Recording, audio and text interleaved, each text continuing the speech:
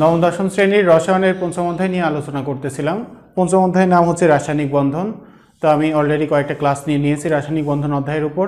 আজকের ক্লাসে আমি শিখাবো আয়নিক বন্ধন, সমযোজী বন্ধন এবং আয়নিক ও সমযোজী বন্ধনের যে বৈশিষ্ট্যগুলো আছে, যেমন গলনাঙ্ক, স্ফুরণাঙ্ক, দ্রবণীয়তা, বিদ্যুৎ পরিবাহিতা, ক্যালাস গঠন, এগুলো সম্পর্কে আমরা আজকে জানবো। এবং সর্বশেষ আমরা শিখবো ধাতব বন্ধন এবং লাস্টে আছে যে ধাতুর বিদ্যুৎ পরিবাহিতা, অর্থাৎ ধাতুগুলো কেন বিদ্যুৎ পরিবহন করে এই সম্পর্কে আমরা জানবো। তো চলো আমরা শুরু করি।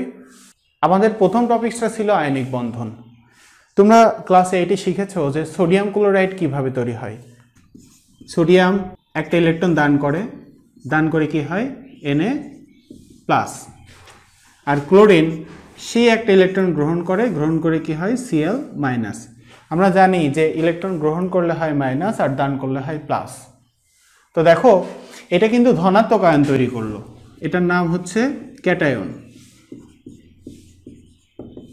আর এটা অ্যানায়ন বা ঋণাত্মক আয়ন। এই ক্যাটায়ন অ্যানায়নের বিশেষ ক্ষমতা কি, এরা পরস্পরকে আকর্ষণ করে, প্লাস এবং মাইনাস পরস্পরকে আকর্ষণ করে। আকর্ষণ করার ফলে যখন Na+ আর Cl- একসাথে হবে তখন NaCl তৈরি হবে। দেখো এটা একটা আয়ন তৈরি করলো, এটাও একটা আয়ন তৈরি করলো, এটা ক্যাটায়ন তৈরি করলো, এটা অ্যানায়ন তৈরি করলো। অ্যানায়ন এবং ক্যাটায়ন তৈরির মাধ্যমে দেখো এই যৌগটা তৈরি হলো। এরকম আয়ন তৈরির মাধ্যমে যে বন্ধন তৈরি হয়, এখানে তো সোডিয়াম এবং ক্লোরিন একটা রাসায়নিক বন্ধন বলে আবদ্ধ আছে। তো সোডিয়াম এবং ক্লোরিন কিভাবে এই বন্ধন তৈরি করলো, একটা ক্যাটায়ন তৈরি করলো সোডিয়াম এবং ক্লোরিন অ্যানায়ন তৈরি করলো। এরকম আয়ন তৈরি করার মাধ্যমে পরমাণুগুলো যে বন্ধনে আবদ্ধ হয় সেই বন্ধনকে বলা হয় আয়নিক বন্ধন। আর আয়ন কখন তৈরি করে, যখন কেউ ইলেকট্রন দান করে এবং যখন কেউ ইলেকট্রন গ্রহণ করে। আয়নিক বন্ধন কাদের মধ্যে তৈরি হয় তোমার মনে হতে পারে, ইলেকট্রন দান করে কারা, ধাতু, আর ইলেকট্রন গ্রহণ করে কারা, অধাতু। তাহলে আয়নিক বন্ধন কাদের মধ্যে হয়, ধাতু এবং অধাতু। দুটো ধাতু তো কখনো পরস্পরের সাথে যুক্ত হবে না, দুটো অধাতু কিন্তু পরস্পরের সাথে যুক্ত হয়। কিন্তু যখন একটা ধাতু একটা অধাতু পরস্পরের সাথে যুক্ত হয় তখন ধাতু পরমাণু ইলেকট্রন দান করে দেয় আর অধাতু পরমাণু ইলেকট্রন গ্রহণ করে। ইলেকট্রন দান করে ক্যাটায়নে পরিণত হয় আর ইলেকট্রন গ্রহণ করে অ্যানায়নে পরিণত হয়। এরকম অ্যানায়ন এবং ক্যাটায়ন তৈরির মাধ্যমে যে বন্ধন তৈরি করে সেই বন্ধনকে বলা হয় আয়নিক বন্ধন। তো এরকম যেখানেই দেখবা যে কোনো একটা ধাতু এবং অধাতু বিক্রিয়া করছে, যেমন সোডিয়াম, ক্লোরিন, ক্যালসিয়াম, অক্সিজেন, হ্যাঁ, এখানে অক্সিজেন অধাতু এবং ক্যালসিয়াম ধাতু, ম্যাগনেসিয়াম ধাতু।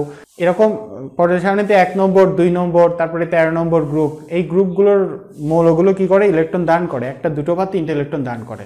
যখন দেখবা যে কোনো একটা যৌগের প্রথমে এই অংশটা আছে, অর্থাৎ ধাতব অংশ আছে, এবং পরবর্তী অংশে একটা অধাতব অংশ আছে, যেমন অক্সিজেনের যে গ্রুপ আছে ওই গ্রুপের মৌলগুলো, তারপরে হ্যালোজেনের গ্রুপের মৌলগুলো, এই মৌলগুলোকে যখনই দেখবা কোনো একটা যৌগের অপর পাশে আছে আর সামনের পাশে ধাতু আছে, তখনই ওই যৌগটা মনে করবা যে আয়নিক যৌগ। NaCl এটা আয়নিক বন্ধন, এটা আয়নিক যৌগ। কিন্তু NaCl কিভাবে তৈরি হয়েছে, আয়নিক বন্ধনের মাধ্যমে। আয়নিক বন্ধন হচ্ছে একটা বিক্রিয়ার সাহায্যে একটা বন্ধন তৈরি হওয়ার প্রক্রিয়া, আর আয়নিক বন্ধনের মাধ্যমে যে যৌগ তৈরি হয় সেই যৌগটা হচ্ছে আয়নিক যৌগ। ধাতব ও অধাতব পরমাণুর রাসায়নিক সংযোগের সময় দেখো, এটা কিন্তু ধাতব পরমাণু, আমি যে উদাহরণটা ফার্স্টে দিয়েছিলাম, এবং এটা একটা অধাতব পরমাণু। তো ধাতব ও অধাতব পরমাণুর রাসায়নিক সংযোগের সময়, অর্থাৎ সোডিয়াম এবং ক্লোরিন পরস্পরের সাথে যুক্ত হওয়ার সময় ধাতব পরমাণু তার সর্বশেষ শক্তি স্তরের এক বা একাধিক ইলেকট্রন অধাতব পরমাণুর সর্বশেষ শক্তি স্তরে স্থানান্তর করে।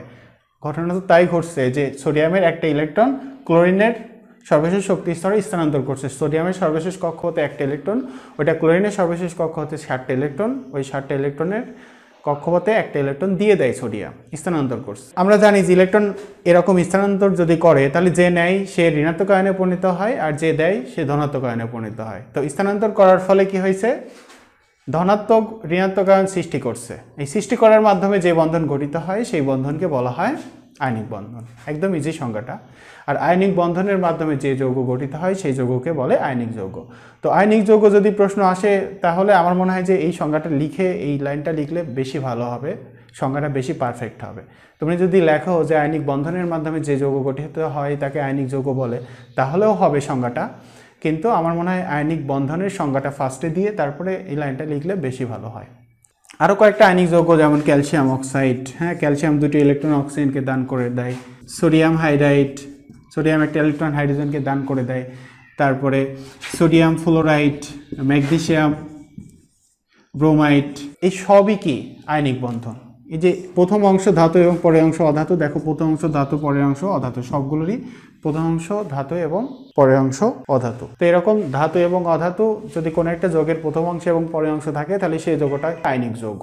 নিচে আমি কয়েকটা প্রশ্ন লিখে রাখছি, দেখো ম্যাগনেসিয়াম ও অক্সিজেন মূলদ্বয়ের মধ্যে কি ধরনের বন্ধন গঠিত হয় ব্যাখ্যা করো। আমি আয়নিক যৌগ বা আয়নিক বন্ধন কিন্তু শিখালাম যে ধাতু পরমাণু এবং অধাতু পরমাণু এই দুটো পরস্পরের সাথে আয়নিক বন্ধন দ্বারা যুক্ত হয়, এবং ধাতু এবং অধাতু পরমাণু মিলে যে যৌগ তৈরি হয় সে যৌগটা অবশ্যই আয়নিক যৌগ হবে। কেন? আয়নিক বন্ধনের মাধ্যমে গঠিত হয়। আমরা তো জানি ম্যাগনেসিয়াম এবং অক্সিজেন, এর ভিতরে ম্যাগনেসিয়াম একটা ধাতু এবং অক্সিজেন একটা অধাতু। ধাতু অধাতু চেনার উপায় কি? যার সর্বশেষ কক্ষতে একটা, দুটো বা তিনটে ইলেকট্রন আছে সেগুলো ধাতু হয়, এবং যাদের সর্বশেষ কক্ষপথে 5টা, 6টা বা 7টা ইলেকট্রন আছে সেগুলো অধাতু হয়। অক্সিজেনের সর্বশেষ কক্ষপথে 6টা ইলেকট্রন আর ম্যাগনেসিয়ামের সর্বশেষ কক্ষপথে 2টা ইলেকট্রন। সুতরাং ম্যাগনেসিয়াম ধাতু এবং অক্সিজেন অধাতু, এর 2টো ইলেকট্রন ওকে দান করে দেবে। তো ইলেকট্রন আদান প্রদানের মাধ্যমে ধনাত্মক ঋণাত্মক আধান সৃষ্টির মাধ্যমে যে বন্ধন তৈরি হয় সেই বন্ধনকেই তো আয়নিক বন্ধন বলে। যেহেতু ম্যাগনেসিয়াম এবং অক্সিজেন, ম্যাগনেসিয়াম ইলেকট্রন দান করে দেয় আর অক্সিজেন ইলেকট্রন গ্রহণ করে, ইলেকট্রন আদান প্রদানের মাধ্যমে প্লাস মাইনাস আয়ন সৃষ্টির মাধ্যমে ম্যাগনেসিয়াম অক্সাইড তৈরি হয়, তাই ম্যাগনেসিয়াম অক্সাইড একটা আয়নিক যৌগ এবং ম্যাগনেসিয়াম এবং অক্সিজেনের মধ্যে আয়নিক বন্ধন বিদ্যমান। এরপরে 2 নম্বর একটা প্রশ্ন লিখেছি, দেখো সোডিয়াম হাইড্রাইড আয়নিক যৌগ কেন?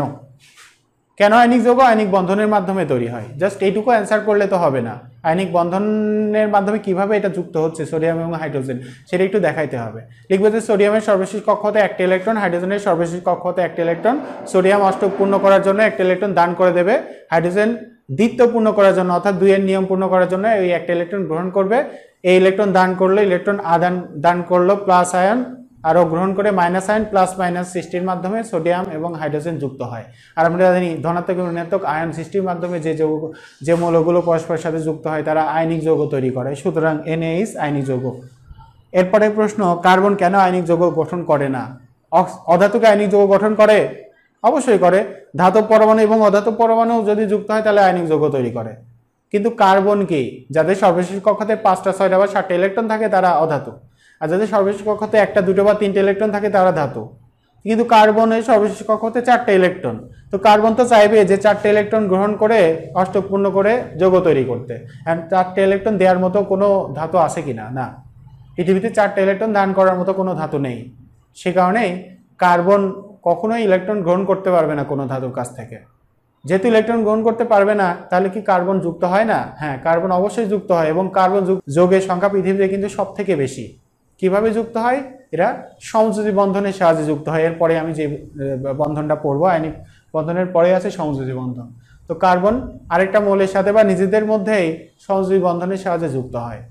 সে কারণে কার্বন আয়নিক যৌগ গঠন করে না, কারণ কার্বনের সর্বশেষ কক্ষ হতে 4টা ইলেকট্রন, আরও 4টা ইলেকট্রন লাগে, ওই 4টা ইলেকট্রন কেউ দিবে না কার্বনকে।